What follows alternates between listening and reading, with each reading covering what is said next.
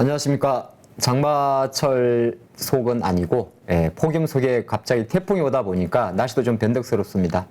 8월에 이제 장을 출발했는데 8월의 첫날은 모든 종목이 다 올랐던 것 같아요. 근데 8월의 두 번째 거래일 화요일은 뭔가 조금 아쉬움도 좀 있고 어제 좋았던 기운을 조금 이어가지 못했던 것 같고 갑자기 뭐 중국하고 대만하고 한판 붙을 것 같고 여러 가지 좀 이슈가 있었는데 아마 오늘은 조금 어제보다는 하락 종목 수가 상승 종목 수보다 조금 더 많았던 것 같아요. 그래서 오늘은 이제 오늘의 찐시황 오늘 장을 한번 복기를 해보고 또 여러분들과 내일부터 장을 어떻게 보셔야 될지 함께하는 시간을 갖도록 하겠습니다.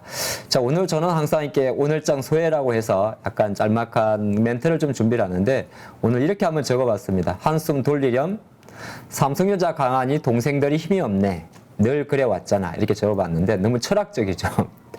철학적이지 않습니까? 그러니까 시장 같은 경우가 지금 7월 한 달 동안에 그래도 속도의 차이는 있었습니다만은 조금씩 작은 가파르게 좀 올라왔었어요. 물론 이제 좀 상승이 좀 제대로 된 섹터도 있고 종목도 있고 아닌 것도 있었습니다만은 일정 부분 상승 종목 수가 많았고 뭐 상승 일수도 확인하기 조금 많았던 7월이었는데 일단은 지금 8월 접어들어서는 약간 이벤트가 조금 소홀한 어떻게 보게 되면 이제 큰 재료가 조금 없다 보니까 약간 숨고르기 들어갔고요. 삼성전자가 이때는 강하죠. 항상 보면 외국인들이 오늘도 주식을 한 3천억 정도를 샀습니다. 3천억 중에서 무려 2천억 원이 삼성전자인데 그러니까 외국인들이 삼성전자를 사주니까 연기금이 아무리 열심히 팔아도 참 도대체 연기금은 누구의 편입니까? 좀 이따 보면 아시겠는데 연기금님들 왜 삼성전자 파시면서 LG엔솔 사시는 거예요? 아니, 그렇게 LG랑 사세요. 갑자기 이렇게 말하고 싶은데, 그게 이제 패시브 펀드와 연관된 거고, 또 한편은 오늘의 약간 미확인 이야기입니다만 그런 이야기도 좀 돌았었어요. 보통 펀드들이 보통 3월 달이나 저는 9월 달 정도에 펀드 리밸런싱 또는 이제 일부 펀드들 그 재배정을 해주는데 이게 뭐 확인되지 않았습니다만 오늘 코스닥이 워낙 아침부터 좀 약한 걸 보고 일부에서는 연기금 펀드들 일부를 리밸런싱을 한다. 그 말은 뭐냐 하면 이제 뭐 하창봉한테 줬던 펀드가 운용 성과가 좀 뭐하니까 815 쪽에 조금 배정을 늘려준다든지 뭐 그런 걸 말하는 거거든요. 뭐 그거는 이제 연기금 입장에서 언제든지 고유 위탁 계정을 지정할 수가 있으니까 그러한 이슈가 보통 8월달, 9월달 좀 많이 나옵니다. 그러다 보면 이제 갑자기 중소형주가 좀 빠지는 경향도 있는데 약간 그런 미확인된 이야기가 있긴 있었습니다만은 사실 그렇다고 해서 주식시장의 본 틀이 바뀌는 건 아니거든요. 그러니까 뭐 어떤 펀드의 리밸런싱으로 인한 어떤 시세의 하락은 회사의 펀더멘털과는 전혀 무관한 거니까 나중에는 오히려 저가 매수를 할 수 있는 기회가 되는 건데 뭐그 정도 영향은 아니었지만 약간 그런 게 염려될 정도의 중소형주 약세도 좀 있었다 그렇게 볼 수 있을 것 같고요. 늘 그래 왔잖아 말은 뭐냐 하면은 이게 너무 이렇게 하면 너무 유한히 그런 게 아니고 8월달 장세 특징이 그런 겁니다. 8월달이라는 게 8월 지난주까지만 해도 이제 대형 테크주들 실적 발표를 많이 했죠. 오늘도 많은 기업들 실적을 발표했는데 어제 발표됐던 기업과 오늘 실적되는 발표 기업들을 보게 되면 조금은 지수에서는 조금 동떨어진 섹터들입니다. 그러니까 한국으로 치게 되면 전기전자 대형주라든지 뭐 자동차주 같은 경우는 7월 마지막 주 대부분 하게 되고요. 이게 미국도 마찬가지거든요.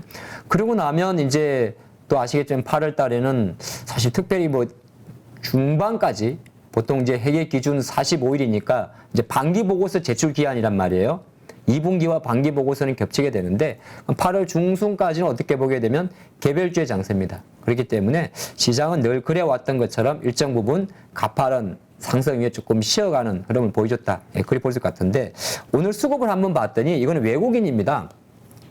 외국인은 오늘도 삼성전자 열심히 사주고 있어요. 그렇기 때문에 액티브하지는 않습니다만 삼성전자의 주가가 코스피를 좀 잡아주고 있습니다. 물론 삼성전자가 강할 때 다른 종목이 빠지니까 오늘은 시장에서 카카오도 많이 빠지고 네이버도 좀 빠지고 뭐 그동안 또 실적 관련해서 잘 올라갔던 삼성 바이오로직스 같은 경우도 조금 쉴 수밖에 없고 그런 흐름이 나왔는데 자동차도 마찬가지죠. 보통 현대차도 들어오고 기아차도 조금 샀는데 자동차는 지금 이제 새로운 재료에 대한 목마름이 있는 거죠. 그래서 약간 투자 관점에서는 이게 뭐 시세가 여기서 뭐 바로 21만, 22만 원 가면 너무 욕심이잖아요. 주식 하는 사람이 그렇게 뭐고 이렇게 여유 있는 거 아닙니까? 근데 시장이 밸런스라는 게 있거든요. 막 보이자 해가지고 뭐 코스피 시장이 뭐 3,000포인트까지 바로 달릴 거면 현대차, 기아차, 엑셀레이터를 계속 밟고 가겠죠. 지금은 약간 제가 판단할 때는 현대차나 기아차 같은 경우는 이 편이 좀 어떨지 모르겠는데 크루즈 모드를 생각하시면 좋을 것 같아요. 크루즈 모드. 약간 근데 브레이크를 밟았다가 땡 크루즈 모드죠. 우리가 운전하다 보면 승용차들이 고속도로에서 정속 주행을 하기 위해서 뭐 100km, 200km 이렇게 크루즈 모드가 있지 않습니까? 정해진 속도로.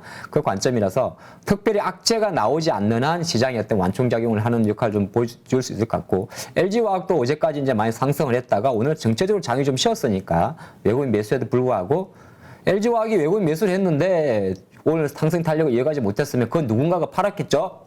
기관이. 네, 팔았을 것 같습니다. 조선주는 어제 이어가지고 오늘 좀 강했어요. 역시나 현대 미포조선이 280억 정도 매수가 들어왔는데, 뭐 조선주 같은 경우도 사실 이게 근데 내일까지도 또 조선주가 강할까라고 묻는다면 그렇진 않아요. 요즘 장세가 한 이틀에서 3일 정도 시세가 들어오고 나면 딱 멈춰버립니다. 그러고 나서 다시 이제 다른 쪽으로 로테이션이 돌기 때문에 뭐 오늘의 제가 지난번에도 말씀드린 오늘의 특징주가 내일의 특징주가 아닌 경우도 꽤 많다는 걸 좀 말씀드리겠고, 그래서 외국인들의 오늘 순매수에서는 다 우리가 뭐 쉽게 말해서 고개를 끄덕끄덕 할 수 있는 LG에너지솔루션도 8월 11일, 12일 정도에 MSCI 분기 리뷰에서 다시 이제 유동비율 증가, 그러니까 이제 LG솔루션은 아시겠습니다만은 MSCI 대형주 지수에 포함이 되어 있습니다. 1월 31일 기준으로. 근데 이제 유동비율 증가라는 게 뭐냐 하면 원래 물량이 없었기 때문에 이 이제 물량을 좀 증가시켜 주는 거죠. 쉽게 말해서 LG에너지솔루션의 상대적인 편입 비율이 높아지는 거죠. 그런 흐름이 있다 보니까 지금 LG에너지솔루션 같은 경우는 외국인도 좀 사고 있고 연기금, 이거는 패시브 성격도 사고 있고 지수를 추정하는, 아니면은 그 패시브를 추정하는 액티브 펀드들도 사고 있다 보니까 수급적인 면에서 상당히 견고한데, 주가는 제가 생각할 때는 조금 있다가 이 종목들 다시 보겠는데 팍팍팍 치고 와가지고 뭐 45만 원, 50만 원, 60 내기에는 조금 어렵지 않나. 그래서 다른 한편으로 이렇게 이야기를 해요. 여기 하이징스가 빠져 있죠. 맨 하단에 있는데 10달 일각에서는 그런 이야기를 합니다. 또 1월달처럼 LG엔솔의 어떤 수급 밸런스를 맞추기 위해서 삼성전자 아니면 하이닉스를 팔아야 되는데, 실제적으로 기관들이 많이 파는 거는 삼성전자예요. 근데 삼성전자는 외국인이 사줘버리니까 주가가 버티는데 하이닉스는 덜 사니까 오히려 주가 빠진다. 이런 것도 조금 있습니다. 과연 우리 외국인들이 이렇게 열의를 하는 동안에 오늘 기관님들은 뭘 하셨는지 한번 보도록 할까요? 뭐 하는 겁니까 이게? 아니 이러시면 안 돼요. 예, ETF 매매하시다뇨. 세상에 기관 갠데요. 1위가 유가 하락에 베팅하는 선물, 요주 선물 인버스. 2위가 지수 하락에 베팅하는 인버스 2. 뭐 하시는 겁니까? 또 유가 하락에. 예, 이건 이제 금융투자이기 때문에, 금융투자는 보통 우리가 증권사를 말합니다. 증권사들은 매매 거대들 매매의 거의 절반 정도가 ETF 방향성 단기 매매가 많기 때문에 어떻게 보게 되면 이거를 대략 합쳐가지고 375, 244, 한 1,000억 정도 샀다는 말은 역으로 해석하게 되면 다른 종목들을 2, 3천억 팔았겠죠. 예, 그렇게 해석할 수 있습니다. 그래서 기관은 조금 전에 살펴봤던 외국인 같은 경우는 사는 금액 자체가 뭐 삼성전 2,000억, 뭐 현대차 400억 이렇게 매수해 줬는데, 기관은 사는 그 금액 자체가 100억짜리 넘는 게 ETF 말고는 없습니다. 그럼 다른 종목을 많이 팔았다는 거죠. 오늘 대주전자재료 조금 사주면서, 사실 대주전자재료가 최근에 이 대기업들이 이제 음극재 쪽으로 진출을 한다는 이슈가 있다 보니까 좀 눌려져 있었는데, 나노신소재 같은 경우는 실리콘 음극재 모멘텀 CNT 도전재 때문에 많이 갔다가 대주가 조금 눌려져 있었는데, 오늘 대주전자재료 같은 경우는 어느 정도 밸런스를 맞추면서 8만 원대까지 올라온 겁니다. 그러면 우리가 늘 하는 이야기가, 배터리 소부장 중에서 음극재 쪽 보시는 분들은 역시나 나노신소재와 대주전자라는 재료를 항상 투탑으로 봐야 된다는 것을 확인할 수가 있었고요. 뭐 LNF 같은 경우 최근에 양극재 쪽은 약간 시간 흐름입니다. 현대위아가 확실히 최근 현대차 실적 발표하고 기억에 어떻게 보게 되면 부품주 단에서 실적 발표에 대한 컨센서스 청가율이 제일 좋았던 게 현대위아인데, 그러다 보니까 현대위아는 실적 발표 딱 이후에 주가가 날아갈 때 얘는 뭐 어쨌든 다른 것보다 조금 더 좋지 않을까 이야기를 했었는데, 그게 이제 그 힘을 좀 이어갔고요. 나머지는 조금 아쉬움이 있었습니다. 그래서 여기서 제가 지금 전반부기 때문에 이렇게 살펴드리고, 후반부에 다 종목들, 몇 개 종목들은 같이 차트를 같이 보면서 한 번 더 시각적으로 함께 할 거니까 어디 가지 마시고 다 계시기 바랍니다.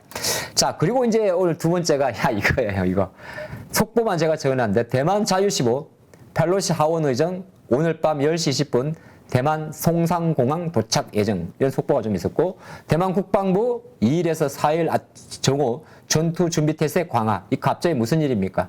그래서 실제적으로 이제 펠로시 하원 의장이 지난주 정도에 원래 대만을 방문하기로 예정이 되어 있다가 또 안 한다고 그랬다가 또 갑자기 간다고 하다 보니까 본의 아니게 상당히 좀 민감해졌습니다. 많이 아시겠습니다만은 많은 투자분들이 아니 여기 하원 의장이 대만 가는 거하고 뭐 이렇게 정치가 호들갑입니까? 이렇게 볼 수 있는데 한편으로 놓고 보면 예전에 그 바이든 대통령이 한국에 왔을 때도 우리가 한국에 오셔가지고 평택 공장도 갔다가 윤석열 대통령도 만나고 했지 않습니까? 되게 불편해했죠. 똑같은 거예요. 지금 이제 글로벌 입지 자체가 뭐 IPEF도 마찬가지고 아시아 태평양 경제 동반자 협정이죠. 그리고 뭐 최근에 치포 동맹도 마찬가지고 이제 지경학 리스크라고 이야기를 하죠. 지리적 이점과 안보적 이점과 경제적 이점이 같이 머물다 보니까 아무래도 예전에 그런 거 있었잖아요. 러시아, 우크라이나 같은 경우는 장기적으로 끌어왔고요. 물론 중국과 대만의 관계도 장기적으로 뭐 하나의 중국을 이슈한다든지 그런 정치적인 이데올로기 그리고 실제적으로 조금 지난 이야기입니다만은 이게 우리가 뭐 직접 확인한 건 아닌데 러시아가 우크라이나 침공했을 때 어떤 이야기가 돌았었습니까? 상반기 때 사실은 중국이 먼저 대만을 치려고 했었다. 뭐 그런 이야기가 돌았을 정도로 중국과 대만의 이슈는 상당히 민감하거든요. 그러다 보니까 뭐 이제 펠로시 의장이 대만을 방문한 거에 대해서 중국 입장에서는 되게 지금 격하게 반응을 하고 있고 오늘 나왔던 내용을 보니까 실제적으로 비행기 띄웠다고 그래요. 전투기를. 이제 대립하는 거죠. 시위하는 건데 이러한 이슈가 있다 보니까 오히려 이제 시장에서는 야 중국과 그러면 미국의 또 미중 무역 분쟁이라든지 또는 실제적으로 중국과 대만에 여기서 뭐 전투로 가지는 않죠. 요새 어떤지 함부로 가지는 않겠지만은 이제 불안감 자체가 장을 조금 억눌렸다 이렇게 보고 있는데 과연 그랬을까요? 좀 이따 다시 보도록 할게요. 이슈가 있으니까 준비를 했어요. 그래서 세상에 요까지 우리가 봐야 됩니까? 그래서 저도 처음에는 펠로시 의장이 그냥 대만으로 다이렉트로 바로 오는 줄 알았어요. 근데 일정이 보니까 미국에서 출발해가지고 지난 주말에 지금 싱가포르를 갔다가 오늘 밤에 이제 대만으로 도착을 한다고 해요. 오갔다가 이제 한국도 오시는 일정표만 놓고 보면 한국도 온다고 하네요. 결정적으로 아시아 순방이라는 거죠. 그러니까 이렇게 보게 되면 또 달라지는 거예요. 그냥 대만으로 날아가는 거하고 싱가포르 이렇게 밑으로 내려왔다가 싱가포르, 말레이시아, 그 다음에 대만, 한국, 일본 여러 가는 이제 아시아 순방이다 보니까 물론 근데 이게 어떤 이야기를 주고받을지는 모르겠습니다만 결정적으로 별로 중국 입장에서는 딱 좋을 게 없는 거죠. 근데 이거를 너무 깊게 볼 것 같지는 않고요. 중요한 것은 어쨌든 간에 뭐 그냥 이렇게 보시죠. 중국과 미국의 관계가 또 이렇게 되게 되면 좀 껄끄럽겠구나. 쉽게 말해서 그걸 하는 거죠. 중국은 그러거든요. 뭐 중국이 예를 들어서 예전에 어디입니까? 중국 위구르족 이슈라든지 아니면 대만과 이슈에서도 지난번 한 2년 전입니까? 홍콩 사태에서도 미국의 어떤 간섭에 대해서 너희들 왜 그러느냐? 내정 간섭이다. 이렇게 이야기 하잖아요. 중국 입장에서는. 근데 미국 입장에서는 또 미국은 또 아시겠지만은 자기들이 솔직히 말해가지고 이게 유튜브니까 말씀드립니다만 뭐 자기들은 잘한다고 걸핏하면 다 숟가락 놀라 그래. 대신 나중에 이건 안 되면 빨 빼줘. 빨 빼고 있는데 어쨌든 간에 그게 좀 껄끄러운 관계. 근데 이런 관계에 가게 되면 사실 오늘 장중에 중국과 중국이 히토류 관련주들의 단기 종목들이 갑자기 움직이기도 했었거든요. 그리고 한국 증시에서는 오늘 또 방위산업 관련주들이 또 움직이기도 했었어요. 그만큼 시장이라는 거는 사실 이러한 이슈를 주식하시는 분들은 어떤 그런 감각이 되게 중요합니다. 그러니까 우리가 모든 현상에 대해서 어떤 일이 생각이 되면 나는 이 상황에서 어떤 수급이 움직일까를 딱 보게 되면 정말 귀신같이 그게 움직이고 있어요. 그러니까 여러분들도 이 유튜브도 같이 함께 하시고 함께 합니다만은 계속적으로 와닿지 않지만은 본격적으로 학습을 하고 생각을 하고 하시게 되면 빨리빨리 캐치할 것 같습니다. 그래서 갑자기 일본에 지진이 났다 그러면 와 어떻게 여기에서 끝나시는 분이 있고 일본에서 지진이 났다고 생각하면 대한민국의 지진 관련주 뭐지? 뭐 이런 식으로 말이죠. 이렇게 한번 투자 아이디어를 잠깐 여러분 아시지만은 습관에 대해서 한번 공유를 해봤고요. 자 다음 이슈를 이제 한번 넘어가 봤더니 큰일 났습니다. 뭐 요거 때문에 이제 우리나라가 금리를 이제 좀 빨리 올리겠죠. 지난 6월 달에 한국의 소비자 물가 지수가 6.30이 나왔었거든요. 근데 이번 7월 달 소비자 물가 지수도 6.3%입니다. 24년 만이나 상승폭이라는데 뭐 계산도 하기 싫습니다. 24년 전에 제가 뭘 했는지 기억도 안 나니까요. 혹시 여러분들 기억을 하십니까? 저는 안 하는 게 좋다고 봅니다. 뭐하러 우리가 24년 전 일을 기억을 하겠습니까? 앞으로 살 날이 더 중요한데 말이죠. 자, 24년 만에 최대 상승폭, 물가 하니까 지금 어떻게 보게 되면 우리나라도 지난번에 50 베이시스 포인트의 금리를 올렸지 않습니까? 그래서 지금 수준으로는 미국은 2.25에서 2.5, 한국은 2.25니까 또 다음 이제 우리나라 금융통화위원회에서 또 50 이야기도 나왔었는데 사실 미국이 워낙 이번 금리 인상에서 75 정도로 갔기 때문에 아마 우리 한국은행의 판단은 요거 하나만 놓고 보고 바로 인상 속도를 강화할 것 같지는 않습니다. 물론 미리 예단할 수는 없지만요. 근데 미국의 사례를 보게 되면 실제적으로 미국도 6월달 CPI는 5월달부터 더 높게 나왔지 않습니까? 9%. 하지만 경기 침체라는 이슈 때문에 그리고 실제적으로 지금 발표되는 우리나라는 통계청 자료겠죠. 요 지표와 또 한국은행이 생각하는 PC 물가지수의 갭이 좀 크기 때문에 일단은 두 가지를 생각합니다. 하나는 물가가 정말 높구나. 두 번째는 물가가 이렇게 빠르다고 해서 한국은행도 경기 침체라는 걸 생각 안 할 수가 없기 때문에 지나치게 급하게 빅스텝, 자이언트 스텝으로 가기에는 여러 가지 많은 계산을 하지 않겠느냐. 그 생각을 잠깐 해봤고 물가 많이 오르는 24년이라는 걸 생각해봤더니 이래서 24년이라 그랬구나. 예, IMF 이후네요. 그러니까 얼추. 근데 뭐 사실 이 수치는 우리분들이 이제 한국의 7월달 물가지수 상승률이 전월 대비입니다. 전년 동월 대비니까 퍼센테이지를 말하는 건데 근데 가만히 생각해 보면 여기서 여러분들 혹시 어떤 생각을 하십니까? 이거 없어도 이거는 상대치잖아요. 그러니까 물가지수라는 게 그런 게 있어요. 물가지수가 우리가 보게 되면 모든 숫자가 작년 동기 대비죠. 근데 한 가지 이 생각 혹시 안 해보셨습니까? 그럼 20년 전의 물가와 지금의 물가는 어떤데? 과연 6.3%밖에 오르지 않았을까? 그럼 뭐 여러분들 그냥 계산할 필요도 없습니다. 그건 20년 전에 짜장면 내가 얼마에 먹었더라 생각하면 될 것 같아요. 그죠? 그렇기 때문에 물가지수의 함정이라는 게 있는데 뭐냐면 제가 왜 이런 이야기를 드리냐면 이게 6.3%에서 모든 언론들은 이렇게 이야기를 합니다. 24년 만에 최대폭. 물론 틀린 말은 아니. 이게 YOY라는 표현을 쓰기 때문이죠. 전년 동월 대비. 그럼 거꾸로 생각할 때 오히려 내년 같은 경우 가게 되면 이제 물가지수가 떨어졌다는 이야기가 밖에 나올 수밖에 없는 거죠. 왜 이런 식으로. 그럼 우리나라 같은 경우가 이 데이터를 보게 되면 똑같은데 왜 이 데이터를 준비하냐면 적정 수준의 물가라는 게 어느 정도입니까? 라고 묻는다면 여기에 이제 데이터가 있는데 대략 2에서 3% 전후가 되는 거예요. 그러니까 오히려 물가지수가 전년 동월 대비해서 이게 이자가 여기 있는데 2%보다 낮으면은 이는 사실 저물가로 인한 저성장을 이야기하는 거고 그게 뭐라고 배웠냐면 우리는 그걸 경제학에서 정체됐다의 스태그 물가의 인플레이션. 그래서 스태그플레이션을 이야기를 하는 거죠. 가장 최악의 경우인데 지금은 경기 침체 속의 고물가니까 바로 리세션이라는 이야기를 하는 거거든요.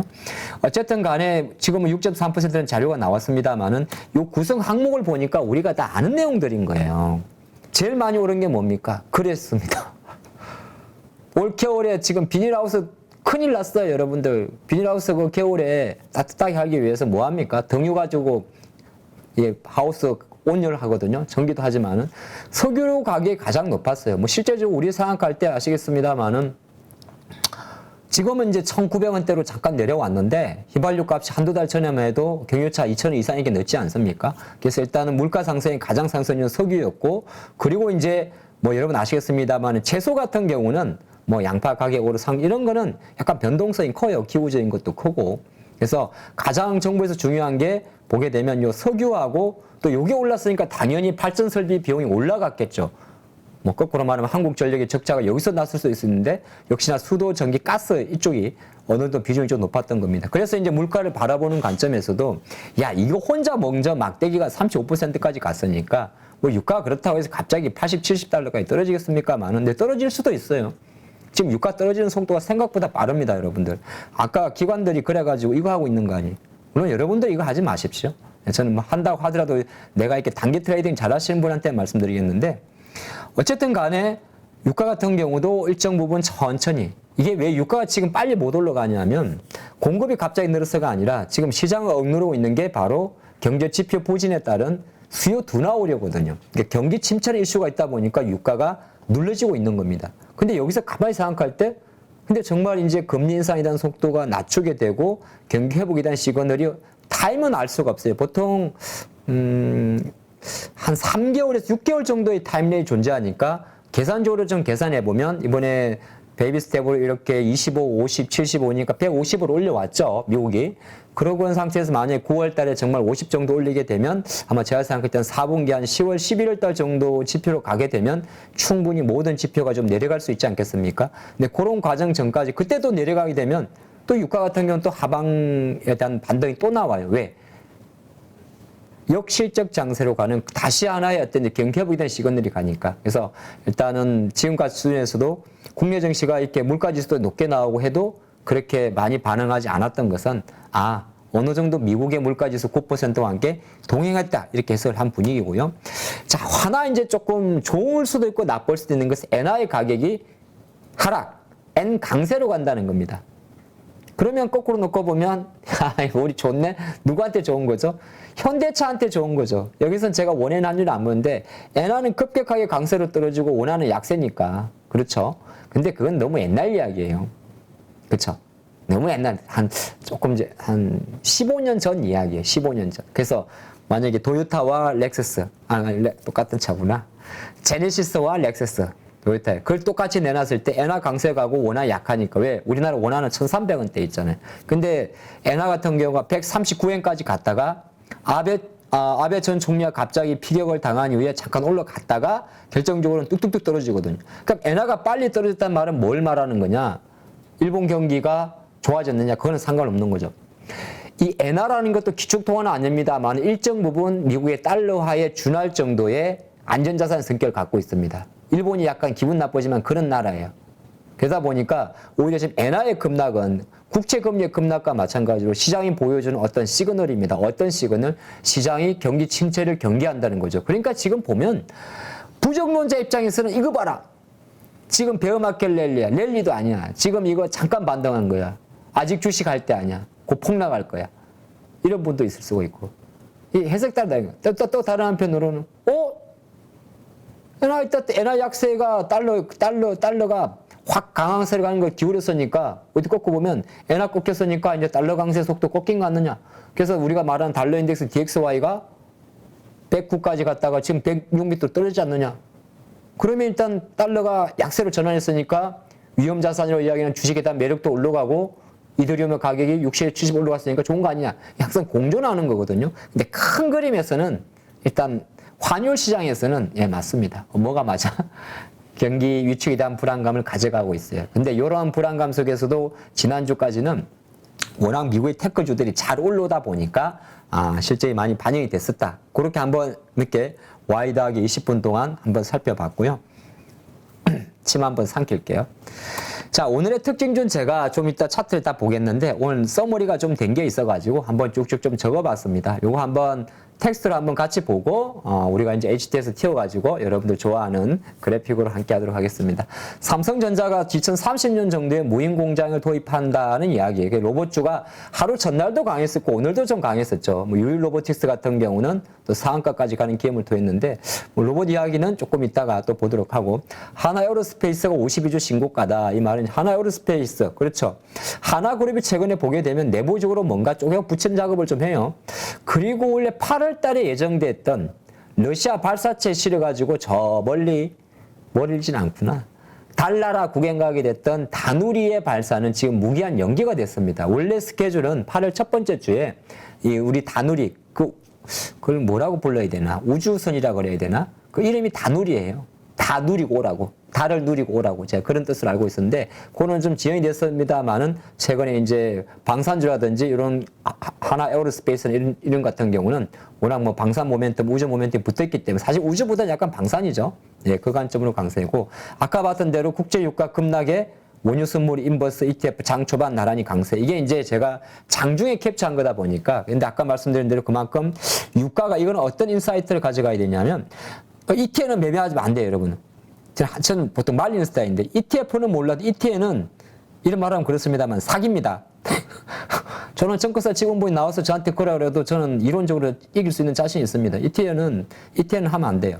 이거 2020년도에 어떤 현상이 있었냐면 2020년도에 국제유가가 배럴당 40달러 밑으로 떨어진 적이 있습니다. 거기서 이제 유가 상승이 베팅하는 사람들 실제적으로 유가가 다 올라왔는데도 아직 마이너스가 있어요. 왜냐하면 트래킹 에러가 존재합니다. ETF 같은 경우도 이게 트래킹 에러가 존재하고 LP라고 해가지고 호가 장난이 들어가요. 그리고 만기도 있습니다. 그렇기 때문에 ETF는 비축, 차라리 하실 거면 ETF. 예, 그리 보면 좋을 것 같다 말씀드리겠고, 모르시면 하지 말고 주식하시고. 나머지 보니까 이제 루닛이라든지 아스폴로 같은 개별주 종목들인데 아직도 무상증자 가지고 장난치는 친구들이 있군요. 근데 최근에 한번 여러분들 공고문이라든지 뭐 예를 들어서 노트스라든지 조강 IR라든지 주가 한번 보십시오. 그냥 막 그냥 3배, 5배 때린 친구들, 만약에 중간에 치고 빠진 사람들은 수익을 내고 나옵니다만은 그냥 공짜 주식 붙는다고 가만히 정자는 청자들 맞고 나중에 물량 상장돼서 권리 공매도도 안 하고 딱 갖고 있으면 계산해보면 마이너스 나옵니다. 그래서 이걸 이제 정부에서는 막을 수는 없는 상황이고요. 왜? 무상증자라는 것 자체가 만들어준 제도니까. 제도상 허점은 없습니다. 오히려 그 제도를 이제 악용해서 약간 잘못된 정보를 소셜, SNS 올려가지고 주가를 뭐 올렸다 말았다 하는 친구, 그 친구들이 문제인 거죠.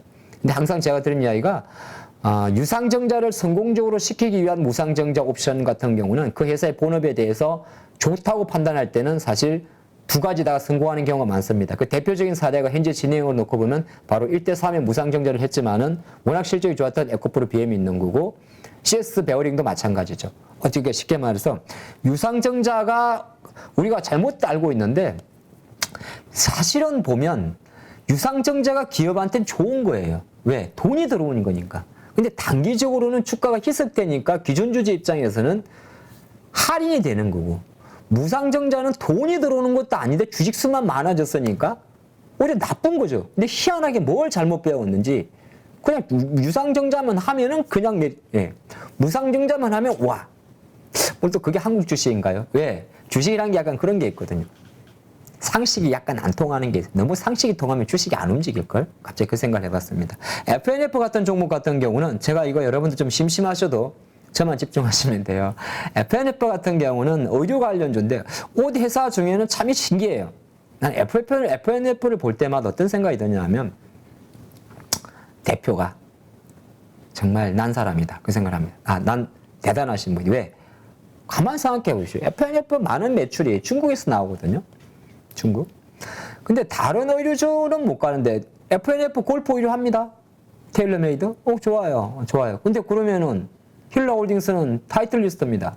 테일러메이드, 좀 차이는 좀 있겠지만. 근데 어쨌든 간에 FNF 같은 경우는 어떤 사업 마진 자체가 엄청 잘 짜여있기 때문에 항상 실적이 잘 나온다 봅니다. 그래서 약간은 지금 의류주들이 조금 쉬는 거 있습니다만은 FNF의 주가 흐름은 항상 우리가 의류주를, 옷 관련주를 보는 입장에서는 뭐 한섬이라든지 LG 패션, LF라든지 이런 종목을 볼 때는 꼭 한번 바로 밑으로 봤으면 되는 기업이 바로 FNF라는 말씀을 좀 드리겠고, 이녹스 첨단 소재나 이런 종목들은 약간 좀 변동성이 좀 컸던 것 같아요. 또 다음 특징 좀 빨리 보겠습니다. 최근에 그 컨테이너 운임지수 같은 경우는 7주 연속 하락세를 보였었어요. 근데 또 패널션 같은 경우는 이제 BDI 지수인데 약간 2분기까지 실적 같은 게 이게 조금 후행성이 있습니다. 지금 HMM하고 패널션의 주가가 버벅거리고 있죠. 버벅거리고 있는데, 자, 패널션 같은 경우는 일단 서프라이즈 자체가 나온 것은 어쨌든 이 4, 5, 6월 달에는 이 BDI 지수가 많이 올랐었어요. 그러니까 우리가 말하는 실적이라는 것 자체가 약간 이제 이 해운업종도 사이클이 꽤 변하거든요. 그러니까 해운업종의 단점이 뭐냐면 경기에 너무 민감해요. 왜? 물건 실어가지고 나르는 거니까. 그러다 보니까 오히려 약간 해운업종은 실적 발표 시점 자체가 주가의 변동성에는 별로 도움이 안 됩니다. 가만히 생각해 보십시오. HMM이 언제 신고가를 갔는지. 그쵸? 그 신고가 같은 2021년 이후 주가가 내려올 때 물론 거기에도 오브행 이슈가 있었습니다만은 사실은 해운업종 같은 경우 여러분 이거 해운하고 조선은 딱 그것만 체크하십시오. 해운조선은 실적 발표는 이미 지나간 주가에 묻어버린 주가입니다. 어떻게? 조선은 신조선가나 수주할 때 주가가 튀게 되는 거고 해운 같은 경우는 바로 지수랍니다. 뭐 예를 들어서 컨테이너선 같으면은 SCFI입니까? 상해 컨테이너 운임지수, 그리고 패널션 같은 경우는 발틱 운임지수라고 이야기하는 벌크선 관련 BDI 지수, 요런 거와 좀 연동이 되거든요. 그렇게 좀 보시면 좋을 것 같고, 원티드랩을 말을 할까 말까 하다 좀 조심스럽네요. 최근에 조금 주말에 사회적으로 조금 시끄러웠던, 동학개미 관련해서 시끄러웠던 분의 어떤 종목 이 종목을 나는 좋게 본다. 그런 이슈가 좀 있었던 것 같아요. 그러다 보니까 오늘 조금 실적 제로도 있었습니다만은 오늘 좀 기염을 좀 토했는데 오늘 제가 말 꺼내놓고 보니까 조금 조심스럽네. 어쨌든 간에 그 관련주 움직였고 수산 인더스트리 같은 신규 관련주 뭐 실리콘도 아까 말씀드렸습니다만은 약발은 끝났죠. 그러면 뭐 느낌표를 왜 답니까 기자님? 바로 그냥 빼야 되면 느낌표가 아니라 느낌표를 바꾸셔야 되고요. 그리고 남이 요 정도 종목을 봐봤는데 지금 보니까 오늘 확실히 특징주가 크게 별로 없었죠. 그만큼 오늘 하락 종목 수가 조금 지배적으로 많았던 것 같습니다. 자, 그러면 지금 봤더니 열심히 달려왔는데 요걸 이제 여러분들이 30분 함께 하셨잖아요. 그쵸? 그럼 이제 남은 시간은 우리 지금 HTS 화면을 보면서 바로 볼게. 좋아하잖아, 이런 거. 한 가지 번외. 오늘 이는 한전기술인데요. 오늘 원전 관련주가 좀 빠졌어요. 맨날 대표적인 게 원전 그러면 이제 한전기술을 좀 보죠. 근데 한전기술은 우리나라 대한민국 원전에서 아시겠습니다만은 이제 원전 수주의 사실 대장은 한전기술이죠. 여기 한국전력 산하인데 여기서 이제 원전 설계도 하게 되고 실제적으로 만들기도 하고. 근데 최근에 한전기술 주가를 가만히 놓고 보면 뭔가 뭐 느껴지는 거 없으십니까? 저만 느끼나? 지금 잘 보면 사실은 생각보다 원전주는 작년 11월 이후 고점을 낮추고 있어요. 한전기술은. 잘 봐요. 혼자 잘 보라 그러네. 또 하나 더 볼게요. 두산 에너빌리티입니까? 이거 월봉인데. 두산 에너빌리티의 주가도 보면 가만히 놓고 보면 정말 약간 분명히 감이 오셔야 되는데 실제적으로 원전 관련주의 투탑의 주가는 고점을 낮춰주고 있습니다. 이게 일봉에 있다 보니까 왔다 갔다 한 것 같지만은 큰 주식은 약간 트렌드거든요. 그러면 생각보다 원전이라는 거에 대한 한계점을 좀 가져오는 겁니다. 어떤 한계점이 좀 있었냐면 원전이 끝났다 말다의 물리가 아니고 원전이라는 게 조금 다른 게 배터리 같은 경우는 그냥 공장 지으면 돼요. 네? 땅 사가지고 그냥 지으면 탁탁 지어. 대한민국 설비 확 들어가. 근데 원전은 전 세계 원전이 한 300개 정도 됩니까? 300에서 500개 이하잖아요. 그게 뭐 뚝딱 짓는 것도 아니고 또 내가 짓고 싶다. 예를 들어 생각해 보십시오. 지금 우리나라가 만약에 어디다 원전을 신규로 짓는다. 이거 쉽게 진행될 것 같습니까? 아닙니다. 저도 제가 사는 동네 앞에 원전 들어간다고 하면 뛰들고 나갈 거예요. 여러분 똑같은 거거든요. 예를 들어서 이게 근데 우리나라만 그런 게 아니에요. 그러다 보니까 이제 물론 중국이 작년에 앞으로 2030년까지입니까? 150기 정도를 증설한다. 그런 이야기 했죠. 근데 중국이니까 좀 가능한 것도 있어요. 걔네들은 좀 하여튼 번해. 근데 나머지도 마찬가지거든요. 실제적으로 원전에 대한 어떤 전체적인 캐파는 다른 속도보다 조금 더딥니다. 하지만 이제 국가의 정책 자체가 실제적으로 원전을 이제 향후 수출 품목으로 뽑는 것이고 또 국내 지으라는 소리가 아니죠. 뭐 중동이라든지 아랍에미레이트든 지을 수 있는 거니까 그러한 이슈 때문에 좀 움직이는데 저는 원전 관련주 개별주를 우진으로 보고 있습니다. 아니 우진으로 보고 있는데 이 우진의 주가는 지금 어떻게 보면 개별주들은 이렇게 움직여요. 이 또 원전 해체 관련 기업인데 개별주도 이렇게 움직이는데 실제적으로 메인 주식들을 보게 되면 지금 조금 처집니다. 근데 오늘 조금 원전에서 조금 약간 실망 매물이 좀 나왔지 않습니까? 우진도 그렇고 아니면 그래 여러분들 아시는 오르비텍 이런 것도 원전주죠. 제가 웬만하면 815에서는 개별주 잘 말씀 안 드리려고 그러는데 이제 여러분들이 워낙 개별주를 많이 아시니까 이제 이런 것도 보면 가만히 놓고 보면 계속 고점을 낮춰요. 주가에서 제일 기분 나쁜 게 이렇게 고점을 낮추는 겁니다. 근데 이게 잘 안 보이실 때는 저는 항상 월봉을 보라 그러는데 월봉이 지금 이게 보기에 따라 조금 다릅니다만 확실히 지난 21일에는 상승의 에너지였고 하반기 때 하락의 에너지였다. 지금 보면 계속 가져져 있는 거거든요. 원전만큼 기사가 많이 나온 섹터가 있을까 싶을 정도인데 오늘은 또 이런 게 나왔네요. 20대 정부가 원전 수출국을 국정과제 이행계획서에서 빼겠다. 무슨 소리지? 여기서 국은 그러니까 우리나라가 이제 원전을 수출하는 이런 큰 그림을 없는 걸로 하냐? 그게 아니고 정부 부처에 보면 무슨 과가 있잖아요. 산자부, 지식경제부, 그렇죠? 부서 이름 말하는 거죠. 그래서 원전 수출국 이게 원래 원전 수출과였더라고요. 부서가 과에서 국으로 승격을 하려고 그랬는데 지금 내용을 오늘 봤더니 이거를 지금 정부의 큰 이점이 여성부는 어떻게 될지 좀 궁금한데 어쨌든 조직 슬림화라는 어떤 국정 프레임을 갖고 있는데 이걸 가지고시 국까지 올리게 되면 너무 복잡하다. 근데 이게 산자부에서 반대를 했다고 해요. 산업부에서. 그런 이런 이슈가 있다 보니까 기분 나쁜 거죠. 왜 그러냐면 똑같은 이름인데 직책이 되게 중요한 거거든요. 왜 올해 약간 번외해야 합니다. 왜 올해 로봇 관련주가 1년 내내 계속 움직이는지 아십니까? 딱 1월 달에 삼성이 뭐라 그랬냐면 삼성전자 로봇 TF. 그러니까 TF에서 팀으로 격상한 거잖아요. 그것도 상당히 의미가 있는 거예요. TF는 하나의 태스크포스입니다.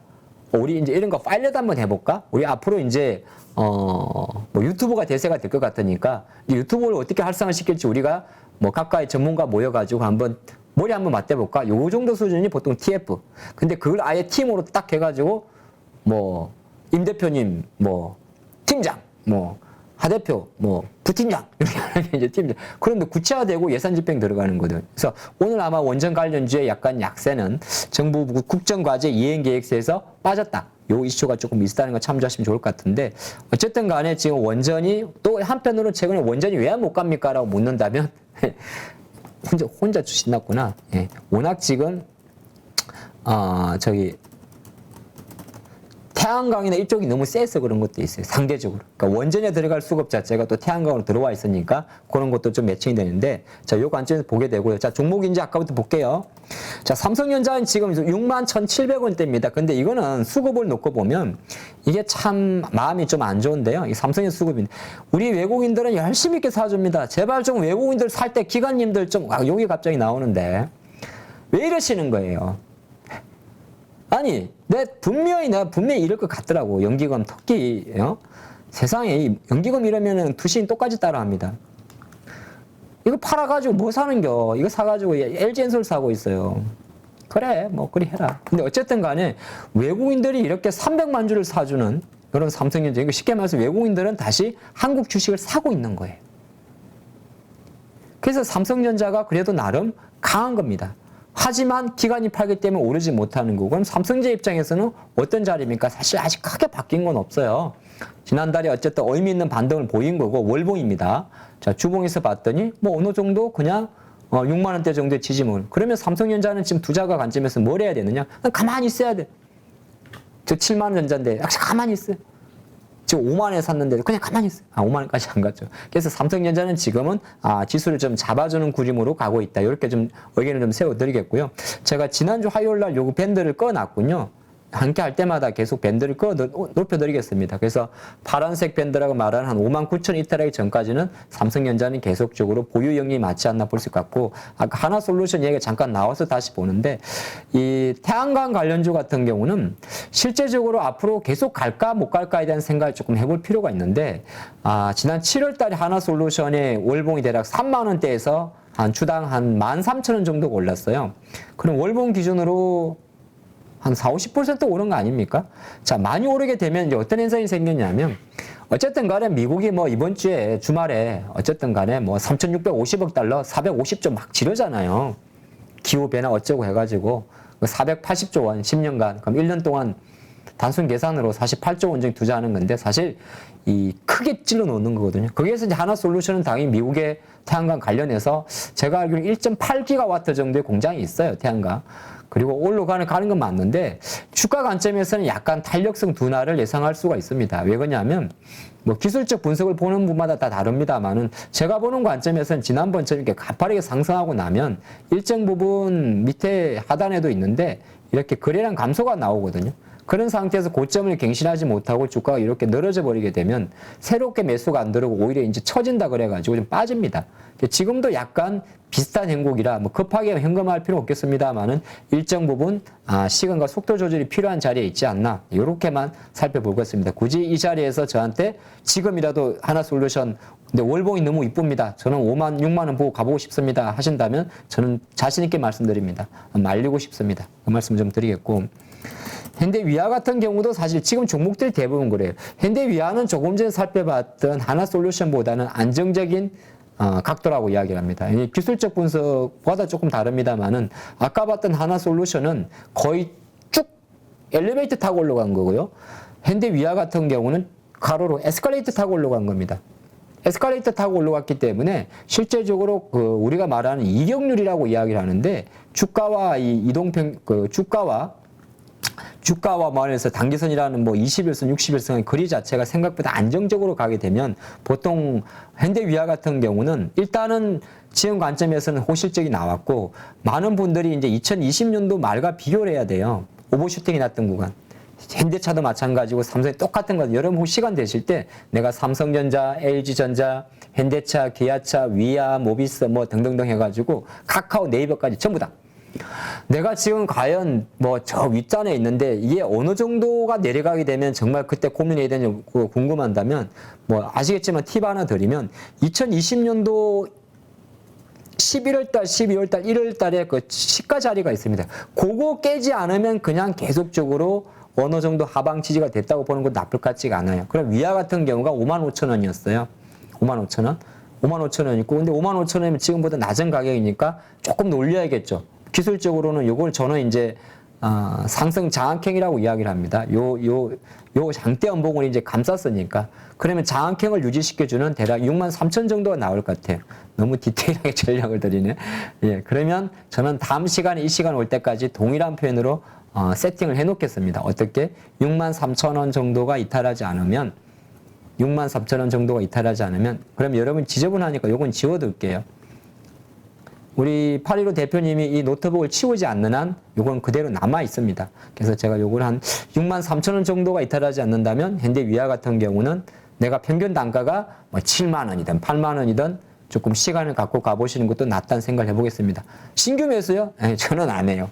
굳이 왜냐하면 어쨌든 똑같아요. 지금 보는 종목들은 시세가 다 많이 난 종목이에요. 이제 보유자 영역에서 신규 또 이제 시작하는 친구들 봐야 되지 않겠습니까? 예, 그리 보는 게 좋을 것 같고 좀 나쁜 친구 카카오페이가 오늘 장 마치고 실적을 발표했는데 적자 지속입니다. 그러니까 이 핀테크 관련주들 같은 경우가 카카오페이도 마찬가지고 이거는 이제 월봉인데 뭐 NHN 사이버 결제도 마찬가지고 실제적으로 계속 하락세를 맺지 못하고 있습니다. 하락세를 맺지 못하고 있는데 물론 카카오페이가 오늘 적자가 나왔기 때문에 어느 정도 뭐 내일 시세 같은 경우도 추세가 좀 회복되는 어려울 것 같은데 일단 카카오도 마찬가지. 카카오가 4일인가 5일인가죠. 네이버가 그렇게 발표되는데 둘 다 컨센서스 자체가 많이 내려와 있어요. 근데 네이버 같은 경우는 저도 별도 영상을 몇 번 찍어 드리는데 1조 4천억 정도면 제 생각으로 30만 원 이하는 싸다고 생각을 합니다. 그래서 네이버 같은 경우는 왜 그렇게 유하십니까? 네이버는 일단은 두 네이버 카카오가 전부 다 조금 매출이 감소한 부분이 어디냐면 광고 쪽이에요. 광고 매출. 카카오는 그나마 선방한 게 톡비즈 매출. 근데 톡비즈 매출 해봤자 얼마나 되겠어요? 그거 언제까지 선물하기로 버틸 거예요? 카카오는 결정적으로 다시 한번 기존의 카카오가 다음과 2013년 합병에 들어왔던 게임이 돈 벌어오고 페이가 돈 벌어오고 다 해야 되거든요. 근데 이제 하나씩 다 떼놨잖아요. 그럼 새로운 사업을 해야 되는데 새로운 사업에 대한 모멘텀 자체가 지금 계속 떨어지니까 카카오 실적 부진 나올 겁니다. 근데 중요한 거는 이미 주가가 많이 반영하고 있지 않나 생각합니다. 그래서 저는 네이버 카카오 실적 발표하고 주가 빠지면 있어요. 굳이 뭐 이 자리에서 뭐 손절을 논하겠습니까? 추가 매수를 논하지 않을 뿐이다. 그 말씀만 좀 드리고 싶습니다. 그래서 어쨌든 간에 카카오 이 페이의 실적 그리고 내일 모레로 가게 되면 일정에 카카오 뱅크도 실적 발표가 예상이 되고요. 대부분이 컨센서스보다 낮을 확률이 조금 높은데 카카오뱅크는 글쎄요. 어차피 은행 쪽이라 어느 정도 좀 물론 이제 카카오뱅크가 실적이 상대적으로 잘 나온다고 하더라도 수급적인 면에서는 또 적자 기업 K뱅크까지 상장 이슈가 있다 보니까 쉽지 않은 카카오의 흥분인데 어쨌든 간에 카카오나 카카오뱅크, 카카오페이 같은 경우는 또 일정 부분은 주가가 충분히 눌려져 있다. 그래서 그걸 좀 쉽게 말씀드리면 더 사지 마라. 네, 저는 그런 생각을 하고 있습니다. 정 살 거 없으면 딴 거 사라 차라리. 딴 건 뭐요? 그건 또 그때가 다르죠. 제가 갑자기 그렇게 물어보시니까 당황하잖아요. 어쨌든 간에 현금 안 보이면 현금 말씀을 드리겠고 자 최근에 로봇 관련해가지고 혹시 이 기업 보셨습니까? 네, 하나 볼게요. 이 SFA라는 기업은 대표적으로 우리가 말하는 반도체 디스플레이 장비 회사라 그럽니다. 근데 SFA가 주가를 봤더니 저도 사실 원래 SFA랑 저랑 4대가 안 맞아갖고 사실은 잘 안 보는 기업이긴 한데 한번 그냥 설명 차원에서 좀 관심 있게 보시기 위해서 준비했는데 이 SFA가 어떤 회사인지만 알면 돼요. 아시는 분 아시겠습니다. SFA 대표 및 모든 임원진들이 대부분이 삼성 대표인 출신들이죠. 옛날 삼성 테크. 그러니까 우리나라도 마찬가지면 하이닉스 다니시다가 나오면은 반도체 관련 장비에 사실 거 아니에요. 그럼 하이닉스 출신 되는 거고. 삼성 다니다가 또 나오게 되면 또 삼성 출신 돼요. 똑같죠? 현대차 다니다가 그냥 내가 사업해보겠다가 나오게 되면 또 현대차 부품 다니겠죠. 그런 기업도 많거든요. 근데 SFA는 태생부터가 삼성과 그냥 삼성 장비 수주 들어가면 그냥 SFA 장비 들어가는 거. 삼성 뭐 공장 짓는다 그러면 공장 들어가는 거. 삼성 로봇 한다 그러면 또 로봇 하는 거. 지금 당장은 아니지만 오늘 같은 날도 삼성 2030년 정도 무인화 공장 한다니까 오늘 또 움직여. 그래서 삼성 이 원익 계열, 원익 IPS라든지 원익 계열보다는 반도체나 디스플레이 장비에서는 SFA 같은 경우는 가장 삼성과 관련된 이슈. 뭐 삼성이 뭐 조금 오버하면은 뭐 해외 공장 짓는 것까지도 사실 SFA는 주목을 받습니다. 그리고 여기에 2차전 장비까지 같이 하고 있죠. 그냥 단순하게 반도체나 디스플레이 장비, 스마트 팩트리만 하는 게 아니라 2차 전지 장비까지도 계속 구제를 하다 보니까 어떻게 보면 약간 코스닥 종목인데 조금 무거운 성향이 좀 있긴 있어요. 근데 다른 한편으로는 SFA 같은 경우는 항상 지금 주가는 이제 올랐기 때문에 여기 자리에서는 사실 저는 조금 더 상승할 여력은 있습니다. 월봉을 보고 주봉을 보면 상승할 여력은 있긴 있는데 실제적으로 여기서 뭐 공격적으로 다시 현 시점에 사가지고 하기에는 뭐 잘해야 저는 한 자릿수 정도? 그럴 매매는 우리 안 하죠? 안 하지 않습니까? 뭐 기술적으로 놓고 보면 여기 거래량 똑같은 거거든요. 거래량 튀고 그럼 주가 조금 더 가다가 말 건데 굳이 뭐 급하게 하는 게. 대신 나중에 다시 제가 생각할 때는 주가는 생각보다 우리가 잊고 있어서 그렇지 기회를 줍니다. 제가 생각할 때는 SFA 같은 경우는 기술적으로만 놓고 보면 제 생각으로는 네, 요 정도 구간이니까 좀 와이드하게 잡아드리면 대략 한 4만 2천원 밑에서 봐야겠군요. 4만 2천원 내려오게 되면 또 그때 내려오면 투자자분들이 야, 또 내려가는 거 아니야? 그렇게 볼 수 있어요. 내려갈 때는 이렇게 내려갈 수도 있고 돌릴 때도 있어요. 근데 그때는 이제 실제로 약간 디테일한 팁이 존재하겠죠. 주가라는 게 그런 거잖아요. 내려와도 이렇게 내려가면 이렇게 매수를 하는 거고 자꾸 이렇게 내려가면 멈추는 거죠. 멈췄다가 다시 올릴 때 붙어야 되는 거죠. 그런 디테일이라는 것까지 같이 말씀을 드리는구나. 이 관점으로 좀 봤습니다. 이렇게 좀 살펴봤고 그리고 제가 조금 이제 투자를 조금 조심했으면 싶은 게 이런 관련주들입니다. 이제 여러분들이 코로나 확진자 관련해가지고 최근 이제 다 10만 명 넘었어요. 근데 지금 보게 되면 휴마시스라든지 자, 시젠 같은 기업들 같은 경우는 일정 부분 이렇게 많이 빠졌어요. 그렇죠? 한편으로 보면 있는 개별주들인데 사실 이제 우리가 뭐 큰 주식 뭐 이야기는 작은 주식 이야기인데 이런 같은 경우는 월봉에서 저는 원봉이 딱 나오거나 추세적으로 이렇게 꺾이게 되게 되면 중간에 들어오는 이 짧은 반등 같은 경우는 그냥 여지간하면 취하지 않는 게 좋습니다. 주식을 하는 습관이 있어가지고 시세가 한번 크게 났다가 만약에 고점 대비해서 30, 40%가 빠졌습니다. 그리고 시젠 같은 경우는 똑같은 경우인데 이 친구도 보니까 여기에 무상증자를 했네요. 제가 늘 강조드리는 게 주가 하가지고 무상증자 가면 웬만하면 보지 말라 그러거든요. 그게 왜냐면 악성 물량 자체가 좀 써입니다. 그래서 최근에 이제 코로나 진단 관련 회사들은 대부분이 거의 뭐 SD 바이오센스라든지 이런 기업들이 가져가는데 실제적으로 SD 바이오센스 같은 경우도 주가 관점에서 보게 되면 지금 계속 고점을 낮추고 있어요. 그러면 다른 한편으로는 확진자 수가 10만 명이 넘고 더 올라간다고 하더라도 실제적으로 시젠이나 휴마시스나 이런 진단 관련주들이 반짝반짝 내려가다가 한두 번 정도 올라오겠습니다만은 본격적으로 가기에는 어려울 수가 있습니다. 아주 짧은 단타인데 단타를 하더라도 어지간해서 이제 역추세면 하지 말라는 말씀드리겠고 오늘 이거는 너무 개별주라서 안 하려고 하다가 뭐 화두가 됐으니까 한번 언급해 보겠습니다. 정부에서 갑자기는 아니고 우리가 만 5세입니까? 우리나라 학계 633 제도를 쓰고 있죠. 초등학교 6년, 중학교 3년, 고등학교 3년, 총 12년의 학과 과정인데 지금 이제 시장에서 나온 이야기가 이거 애기들 학교를 8살 학교 갑니까? 만으로는 아마 7살, 6살 될 것 같은데 그거 한 살 당겨서 조기 입학까지는 아니고 학교를 일찍 가게 하자. 그러면 여러 가지 보관이 있겠죠. 보관이 있긴 있는데 그런 이슈가 있다 보니까 이제 교육 관련주, 특히나 아이스크림 애도 같은 경우가 좀 많이 움직였던 것은 이제 영유아 관련 교육을 하다 보니까 움직였는데 제가 항상 갈 땐 이런 이슈 같은 경우는 어지간해서는 하루짜리를 끝내는 것도 좋습니다. 그러니까 매일 어떤 이슈 나오는 거거든요. 그리고 뭐 현실화되지 않은 정보. 한 가지 좀 안타까운 게 이마트라는 종목을 보니까 기가 찹니다. 저희도 지난주에 그런 얘기를 잠깐 했었는데 지난주 이마트가 어떤 사건이 있었냐면 아시겠지만은 내려가던 이마트의 주가예요. 이마트가 계속 뭐 실적 부진 이야기, 꼭 스타벅스 이야기도 있긴 있습니다만은 실적 부진하다 갑자기 지난주에 툭 튀었었습니다. 화요일날. 지난주 수요일이죠. 정확히 일주일 전. 왜? 정부에서 한 10가지 정도 안을 가지고 국정과제 3개 정도를 반영할 거니까 한번 보팅을 해봐라. 그중 10개 항목에는 여러 가지 있었죠. 뭐 이마트 같은 대형마트의 격주 휴무 폐지 또는 뭐 외국인 가정부의 채용, 무슨 말도 안 되는 소리 하고 있어. 이런 것들. 아니면 이제 뭐 사람한테 해를 끼친 애완견에 대한 안락사 이슈, 뭐 여러 가지 뭐 콘택트 렌즈 이슈 여러 가지 있었어요. 근데 그래서 대부분이 이제 여러 가지 뭐라고 했지? 이마트에 대해서는 사실 의견이 분분했어요. 이게 한 5위 안에는 들었었거든요. 그랬는데 어저께인가 그저께인가 바로 발표를 했죠. 뭐라고? 그거가 약간 투표, 어떻게 쉽게 말하면 저 용어가 있었는데 용어는 생각 안 나고 어떤 투표 결과에 대해서 신뢰성이 떨어지는 거라서 이거 없던 걸로 하란다.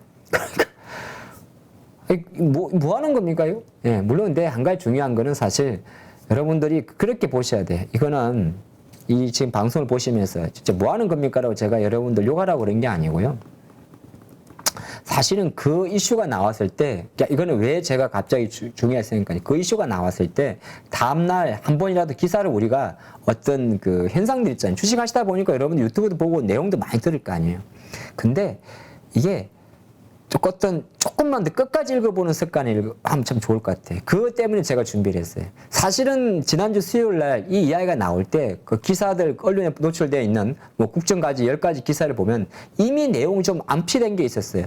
이거를 10가지 정도로 국민들한테 한번 의견을 수렴하겠지만은 최종 결정은 우리 전문가단이, 자문단의 판단하에서 결정하겠습니다라는 내용이 좀 있었어요. 그러니까 이게 좀 앞뒤가 안 맞았던 거예요.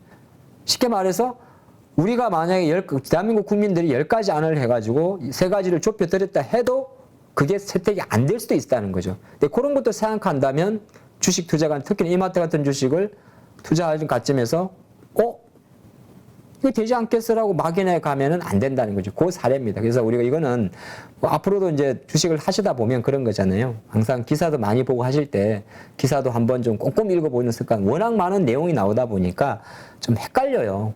헷갈리지만은 그래도 계속 읽어보셔야 되고 로봇 이야기만 조금 할게요. 자, 로봇은 사실 이제 오늘 뭐 유일 로보틱스라는 종목이 상한가를 행사했는데 사실 이 회사 정말 그렇게 대단한 친구입니까? 주가가 대단한 거죠. 이런 말에서 그렇습니다. 유일 로보틱스는 아시겠습니다만 신규주라서 물량이 가벼운 거예요. 그 언제든 이 친구도 시장에서 바깥에서 예를 들어서 그래 좋아. 무상증자 날리려면 날릴 수 있는 거고. 근데 이번에 나왔던 삼성의 무인 공장, 산업화 공장, 그렇죠. 공장 자동화 이렇게 가게 되면 대부분은 사실은 종목마다 조금 다른데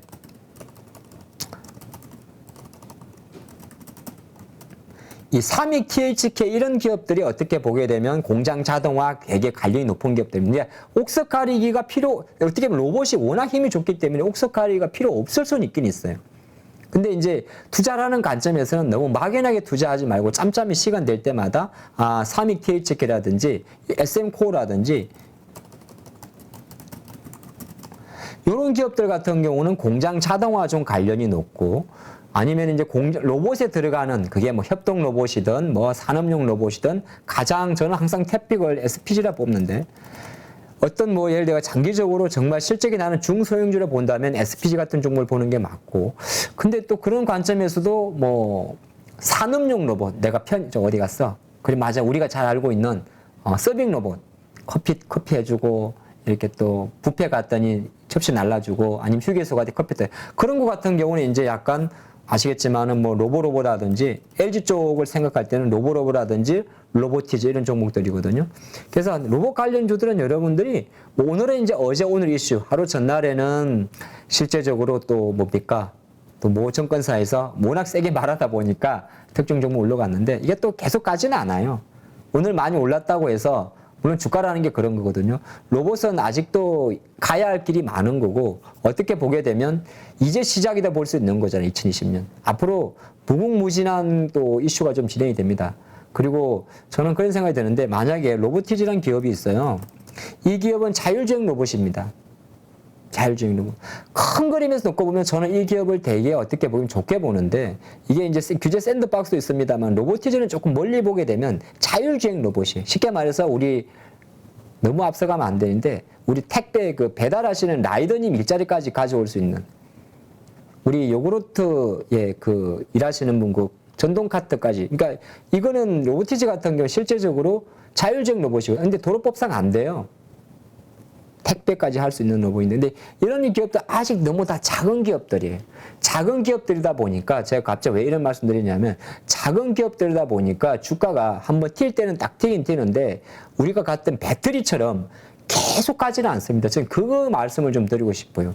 아까 말씀드린 이 SPG 같은 경우도 지난해 한 상반기까지는 쭉 가다가 훅 빠졌다가 또 올라오는 거거든요. 제가 생각할 때 지금 힘으로 바로 2만 원까지는 갈 것 같지는 않습니다. 그러니까 여러분들이 로봇 관련주가 이제 어제 오늘 뜨겁다 보니까 내가 뭐 그렇다고 해서 내일 당장 뭐 많이 빠지고 그런 걸 떠나가지고 일정 부분 이번 한 일주일 동안의 시세가 종목마다 20, 30%에서 줬다면 다시 한번 시간을 갖고 이런 기업들을 좀 정리해 두시면 좋을 것 같아요. 근데 큰 그림에서는 이 산업용 로봇이 서빙 로봇보다는 돈이 됩니다. 근데 삼성전자를 생각할 때는 저는 서비스 로봇에 조금 더 포커스를 맞춰야 됩니다. 제가 계속 관심 있게 보는 게 삼성전자 이 헬스 로봇 삼성 젤스인데 아마 시간의 문제일 뿐 원래 8월 달이었거든요. 근데 삼성전자도 생각하는 게 있겠죠. 시간의 문제일 뿐 삼성은 헬스케어라는 이름으로 삼성 잼스 힙을 출시를 하게 될 겁니다. 근데 그런 이제 서비스 로봇. 그러니까 LG하고 삼성은 약간 서비스 로봇, 협동 로봇. 현대차는 아시겠지만은 우리 시장에서 말하는 그 레인보우 로보틱스가 움직인 것처럼 협동 로봇. 근데 산업 현장 같은 경우는 협동 로봇이 많이 갈 거예요. 레인보우 로보틱스는 예, 맞습니다. 현대차 그룹의 스팟 그 친구 생각하면 돼. 4발 달린 게. 이 친구는 2발 달린 예, 팔이 다른데. 근데 어쨌든 간에 레인보우 로보틱스도 이번 주에 너무 많이 올랐어요. 그러니까 제가 지금 뭐 툭툭툭 말씀드립니다만은 일정 부분, 현대차 같은 경우는 이제 그런 거죠. 용접, 조선소 용접, 물류창고 순찰. 그렇죠? 요런 데 이제 많이 들어가는 거고, 아까 삼성이 2030년 무인화 공장 이야기는 사실은 먼 이야기예요. 그래서 오늘 이제 움직였던 종목들은 조금 변동성이 좀 있었기 때문에 주가 관점에서는 일단 저는 그렇게 봅니다. 오늘까지 그래. 왜냐하면 오늘 우리가 여러분들이 밤에 또 요 함께 하시고 나서 내일이라도 또 로봇 하시다가 괜히 조금 비싸게 살까봐 나중에 충분히 저는 다시 살 수 있는 기회가 생긴다고 봐요. 예, 그 관점으로 보시기 좋을 것 같습니다. 자, 하이닉스 이야기 하나만 하고 시간이 좀 많이 됐죠. 예. 하이닉스 주주분들이 많으세요. 예, 이름에서 하자가 있더니 제가 이제 하 그러는데 하이닉스는 맞아요. 하이닉스 왜 못 갑니까? 문다면 이게 여러분들도 마찬가지거든요. 아니 제가 열심히 공부를 했습니다. 아니 그래서 미국의 마이크론 주가도 봤어요. 오씨 마이크론 괜찮은데 예를 들어서. 근데 하이닉스랑 비슷한 친구가 하나 있을 거예요. 바로 누구냐? 인텔이에요. 인텔이랑 하이닉스 사실 좀 앞뒤가 안 맞는 게 하이닉스와 동일한 일을 하는 회사는 마이크론 테크놀로지도. 그죠? 마이크론 테크놀로지. 근데 하이닉스는 약간 제가 생각할 때는 아까 말씀드린 두 가지 핑계를 대고 싶습니다. 이게 수급적으로 놓고 보면 다 빠져요. 기관도 팔고 있고 분명 기관은 연기금이 많이 팔기 때문에 기관들은 확실히 하이닉스 팔아가지고 LG 엔솔 메꾼다는 생각도 좀 들고요. 그 생각도 좀 들고 연기금하고 투시는 같이 움직이니까. 그리고 또 하나가 하이닉스의 상대적 비중을 내리고 뭐 삼성전자나 LG 엔솔의 비중을 맞추거나 현대차의 비중을 커버할 수 있는 부분이 있고요. 또 외국인들은 사실 그렇게 변함이 없어요. 그러니까 전체적으로 어떻게 보면 하이닉스의 부진도 기관과 투신의 일정 부분의 리밸런싱에 좀 상대적으로 피해를 보지 않나 그렇게 좀 보는 관점이고. 근데 그럼 왜 이렇게 물을 겁니다. 뭐 외국인들 똑같이 하이닉스를 사는데 왜 삼성전자 버티고 하이닉스는 약합니까? 약하잖아요. 10만 주밖에 안 사죠. 사긴 사는데 사는 비중이 다른 거죠. 삼성전자 2천억 살 때 하이닉스는 뭐 한 10억 이 정도니까. 근데 그것도 있고 또 하나가 지금 반치포 동맹이 있죠. 치포 동맹의 익스포저가 삼성전자보다 하이닉스가 더 커요. 물론 하이닉스도 낸드 쪽은 삼성 1입니다만은 지금 또 미국이 아까 그런 이야기 나왔습니다. 낸드 장비, 낸드 플래시 장비 중국 수출 제한 검토해라. 그래서 또 중국의 또 낸드 회사 YMTC 같은 경우도 지금 어떻게 될지 모르는 상황이 있고 또 아시겠지만 하이닉스의 중국 우시 공장 그리고 저기 2020년도 인수한 인텔의 낸드 사업부 그게 중국 텐진인가? 갑자기 이제 지은 생각이 거기 다 있지 않습니까? 그러다 보니까 상대적으로 오늘 사실 하이닉스 입장에서는 조금 억울한 면이 좀 있어요. 근데 주가가 일단 수급적으로 늘리니까 성급하게 버리기도 애매합니다. 그때 왜 버리면 저는 저런이 아니라 아까 그 기준으로 보게 되면 이 친구는 대략 그래도 최고 월봉인데 한 9만 원대 정도에서 의미 있는 반등을 보여준 거고 9만 원대에서 대략 10% 정도가 올랐다가 지금 주봉 기준으로 3주 연속 빠지고 있지 않습니까? 근데 빠지는 자리에서는 이게 어디까지 내려간다고 얘기할 수는 없습니다. 그래서 아까도 반대로 월봉에서 우리가 9만 원대 정도 심리적 가격을 좀 정해놨다면 다음 주 일봉에서도 똑같은 가격으로 좀 정해놓고 9만 원이란 너무 식상하니까 제가 생각할 때는 9만 원은 아주 이제 정말 위험한 상계 보고 중간 가격인 제 생각은 한 9만 3, 4천 원까지만 허용할 수 있는 눌림폭 같습니다. 만약에 하이닉스 가격이 이 허용할 수 있는 9만 3천 원까지 내려와 버린다 그러면 조금 이렇게 다시 뭔가 생각을 해야 될 정도. 그래서 지금 수준에서는 이제 하이닉스는 거래량 감소와 어느 정도의 행보가 나온다면 다시 좀 돌릴 수가 있는데 매수 관점에서는 아직은 적극적으로 붙을 때가 아닙니다. 지난번처럼 이렇게 돌아가는 자리에서 항상 내가 그 시점이 어딘지는 알 수 없지만은 이렇게 돌아가는 자리에서만 다시 매수를 논하고 지금은 보유하고 있는 입장이 더 불안한 겁니다. 네, 그 관점을 보시면 좋을 것 같습니다. 자, 오늘 이제 저희도 한 1시간 동안 또 화요일 찐 시간 같이 했는데 뭐 시장이라는 게 어렵다 그러면 어렵고요. 어렵구나. 어렵죠. 네, 시장인데 시장이 쉬우면 주식이 아닌데 한 가지 중요한 것은 6월 달보단 7월 달이 좋았다는 겁니다.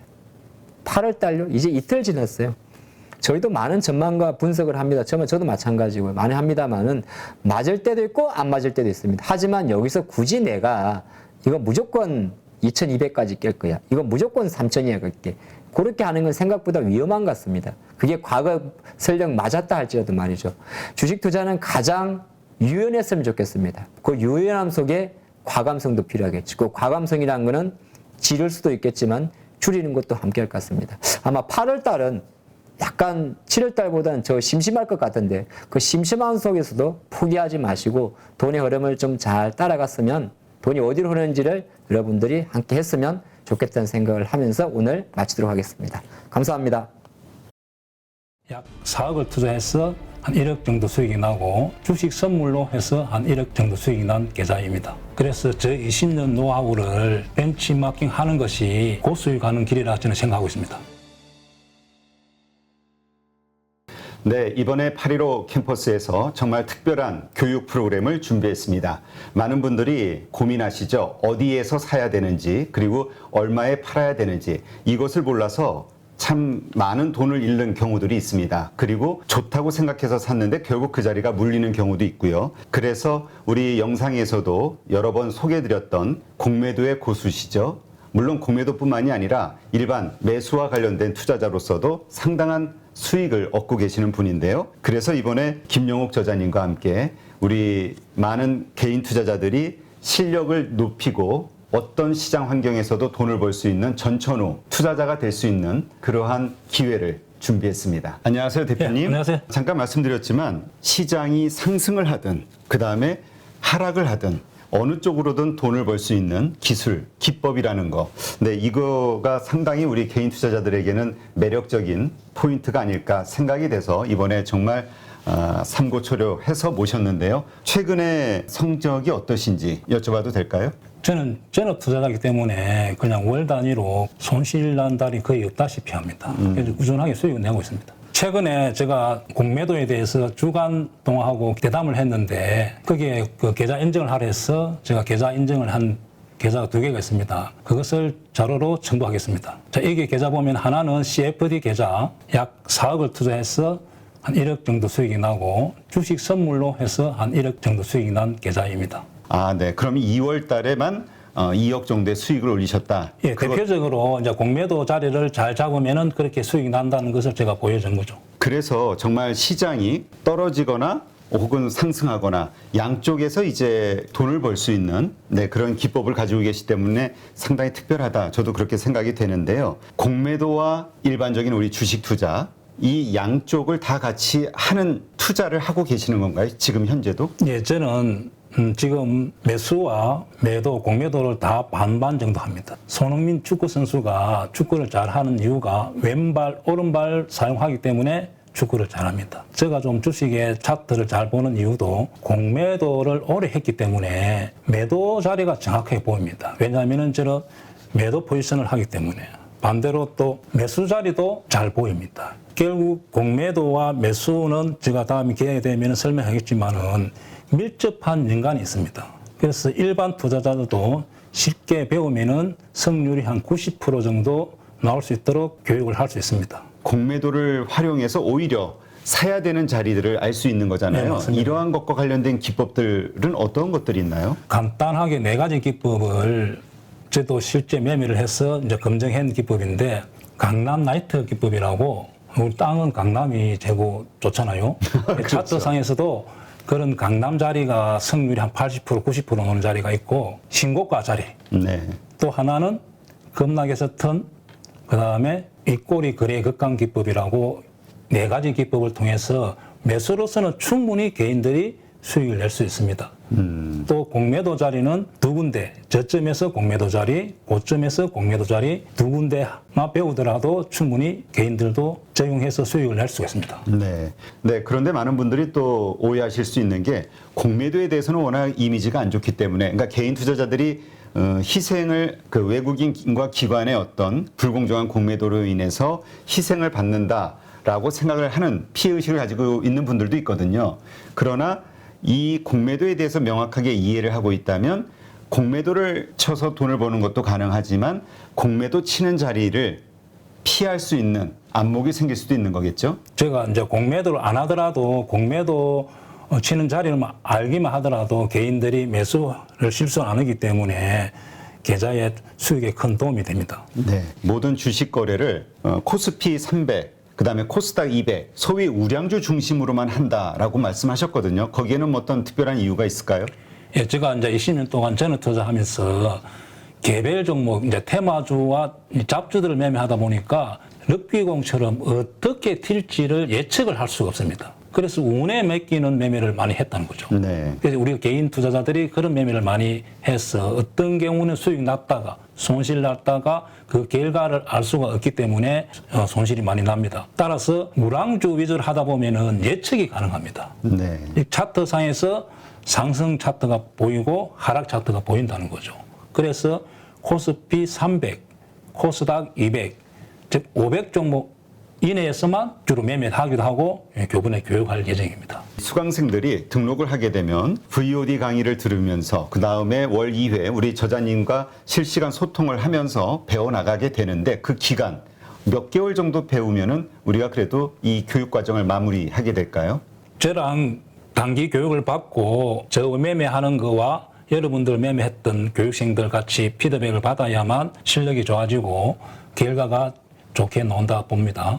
그래서 한 12개월 정도 교육을 마치면은 회원들의 한 90% 정도가 수익을 날 수 있도록 그런 교육생을 제가 만들고 싶습니다. 이 영상을 통해서 우리 8.15 캠퍼스에서 진행하는 김용옥 저자님의 투자 기법을 배우려고 관심을 가지신 분들, 이런 분들에게 마지막으로 한 말씀 하신다면 어떤 말씀이 있을까요? 자, 주식을 어렵게 배우려고 하지 마시고 고수의 기법을 벤처마킹하는 것이 시간과 경제적으로 전략이 됩니다. 그래서 저 20년 노하우를 벤치마킹하는 것이 고수익 가는 길이라 저는 생각하고 있습니다.